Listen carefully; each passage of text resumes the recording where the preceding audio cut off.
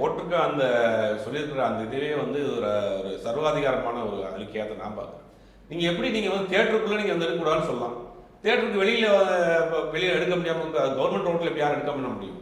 அங்கே சேனலில் 4 பேர் நின்றுட்டு இருக்காங்க, வரவங்க மடக்கி எடுத்தாங்கன்னு என்ன பண்ணுவீங்க? அதை ஒன்றும் செய்ய முடியாது.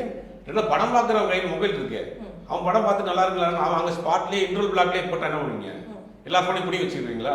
அப்போ இது வந்து நீங்கள் சோசியல் மீடியா பிளாட்ஃபார்ம் வந்து பரவிடுச்சு, இதை தடுக்க முடியாது. பட் இதில் இருக்கக்கூடிய ஒரு வன்மமான விஷயங்களை கண்ட்ரோல் பண்ணலாம்.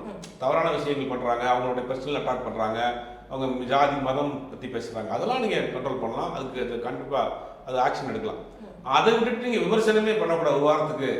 ஒரு வாரம் கழிச்சு தான் படம், ஒரு வாரம் படத்தை தூக்கிட்டா படம் நல்லா இருக்கு நான் பார்க்குறேன், யாருமே எந்த விதமான ஹைப்பும் கிடையாது, படம் பார்க்குறேன், நல்லா இருக்கு படம், நான் வெளியில் வந்து ஒரு 3-4 சேனலில் வந்து படம் பார்த்தேன், இந்த படம் சூப்பராக இருக்குது அப்படின்னு நான் 4-5 இன்டர்வியூ கொடுக்குறேன்னு வச்சுங்க, அந்த படம் அது பிறகு தான் ஓடும். இப்போ நான் ஒரு வாரம் கழிச்சு இன்டர்வியூ கொடுத்தேன்னா ஒரு வாரத்துக்கு அந்த படத்தை தூக்கி நான் இன்டர்வியூ கொடுத்து என்ன பண்ண முடியும்?